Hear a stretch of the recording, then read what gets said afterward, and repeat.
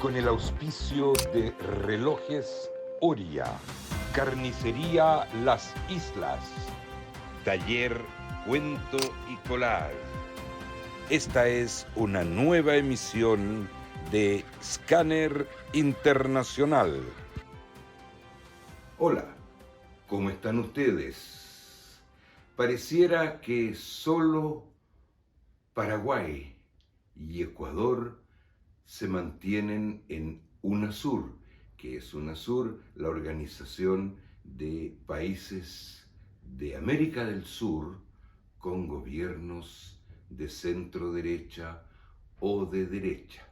Efectivamente, al ganar Ignacio Lula da Silva las elecciones en Brasil, siguiendo la corriente hacia la centroizquierda o la izquierda en esta América del Sur en donde grabamos Scanner Internacional, se ha creado un nuevo frente en el mundo con esta América del Sur, con nuevos gobiernos, algunos no tan nuevos, con tendencia o direccionados hacia una posición de centroizquierda o de izquierda. ¿Qué significa esto para el equilibrio y para el sistema internacional? La verdad es que no mucho, veremos en nuestro análisis, pero antes detengámonos un minutito en Brasil. Ignacio Lula da Silva, a quien las encuestas daban como gran vencedor, tal vez en primera vuelta se decía, no fue así. Lo daban como gran vencedor en la segunda vuelta, ganó por un escaso margen de votos contra el actual presidente de Brasil, Bolsonaro. Se ha hablado la parte folclórica de que Bolsonaro no quiere reconocer la victoria de su contendor, que ha acusado de fraude, pero eso ya se había visto en el mundo, específicamente en Washington, cuando fue elegido el actual presidente de Estados Unidos, Joe Biden, contra el candidato a la reelección, Donald Trump. Está viendo más o menos lo mismo, pero constitucionalmente Jair Bolsonaro debe entregar el mando el 1 de enero y sin duda lo hará a Ignacio Lula da Silva, quien, como dijéramos, ganó por un escaso margen, por muy pocos votos. Pero Brasil pasa a la centroizquierda. El candidato Lula da Silva fue uno de los fundadores del Partido Comunista Brasileño, que luego cambió de nombre y se llamó Partido de los Trabajadores, y al mismo tiempo se desvinculó con la obediencia o el apoyo a Moscú en tiempos de la Unión Soviética y tuvo un ligero giro hacia la centroizquierda, hacia la socialdemocracia. Es importante fundamentar que durante el gobierno o los gobiernos de Lula da Silva en Brasil hace algunos años, hasta que fuera acusado de corrupción tras el juicio que no logró demostrar su culpabilidad, y queda claro que todo individuo a quien no se le demuestra la culpabilidad es inocente. Por consiguiente, Lula da Silva fue declarado inocente por la justicia brasileña, lo que le permitió ser candidato.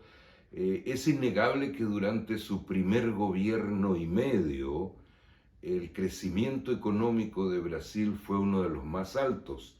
Es importante señalar que durante el primer y medio gobierno de Lula da Silva se redujo, no totalmente por supuesto, pero de manera considerable la pobreza, y al mismo tiempo Brasil volvió a ocupar ese puesto de potencia emergente del mundo. Hay mucha esperanza de que el retorno de Lula da Silva vuelva a relanzar los reactores de la economía brasileña como lo hizo en su primer mandato y Brasil vuelva a ocupar ese puesto de economía emergente entre las más importantes junto a Singapur, Vietnam, Corea del Sur, etcétera. Lo veremos. Por el momento falta todavía para enero, falta todavía para que empiece a ejercer su gobierno. Lo importante en este momento es que América del Sur gira hacia la centroizquierda, con países como Chile, Colombia, Venezuela, por supuesto, Argentina, Uruguay, etcétera.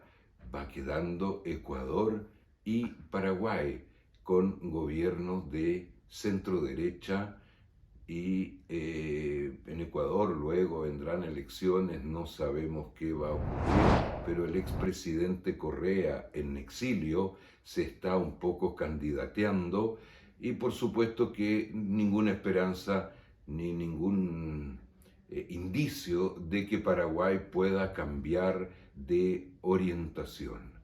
¿Qué va a ocurrir? No podemos decirlo aquí. Sin embargo, pensamos que muchos de estos gobiernos nuevos vienen con las mejores intenciones de crear y desarrollar crecimiento económico al mismo tiempo que desarrollar una justicia social que quedó por muchos años olvidada.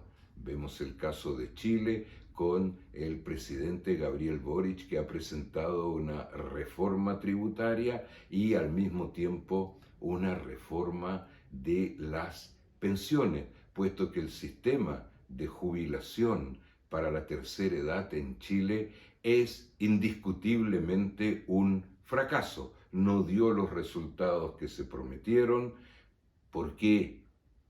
Hay muchas explicaciones, pero Chile se encuentra hoy con una masa importante de personas jubiladas con montos que están por debajo del umbral de la miseria.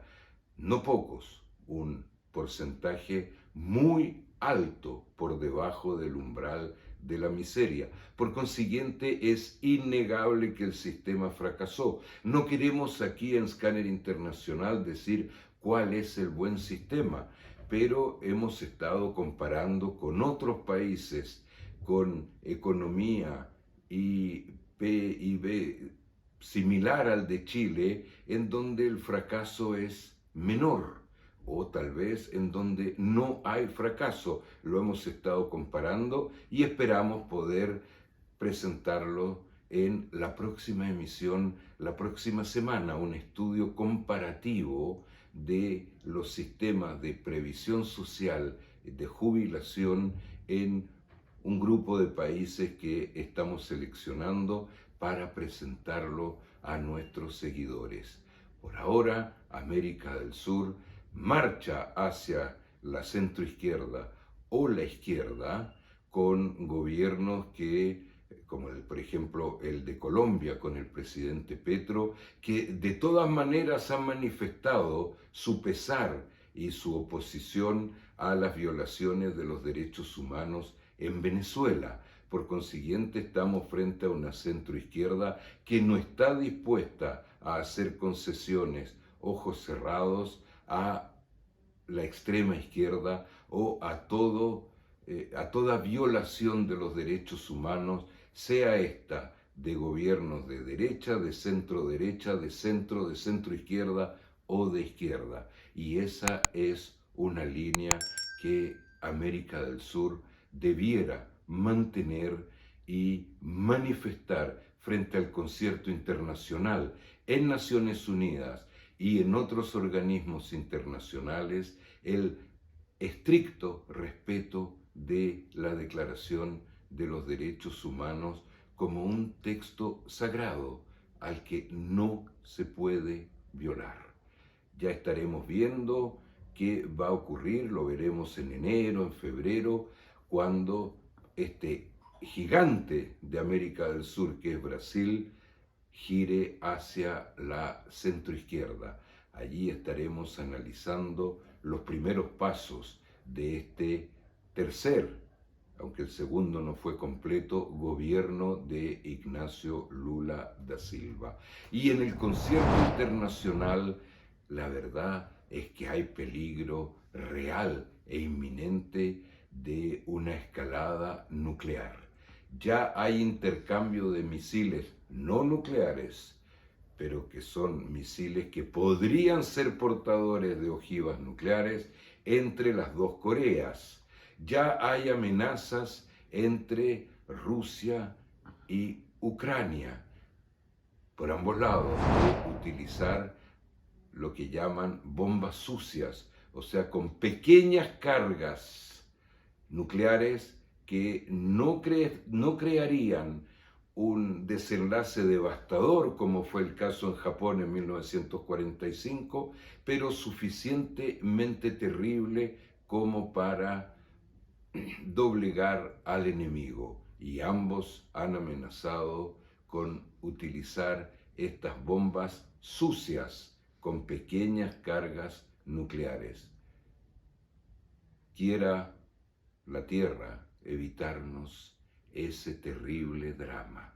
Es urgente que Oriente y Occidente comiencen conversaciones. Es urgente que Oriente y Occidente se consideren, se respeten y entiendan que un grupo de seres humanos, naciones, regiones, países, etcétera, puedan pensar diametralmente diferente a lo que nosotros pensamos. El respeto del derecho ajeno es la paz. Y llamamos al respeto al derecho ajeno y llamamos a conversaciones, al diálogo entre Oriente y Occidente. De lo contrario, la humanidad está próxima a su fin. Y en espera de esas conversaciones, ya es hora de despedirnos. Que estén ustedes muy bien.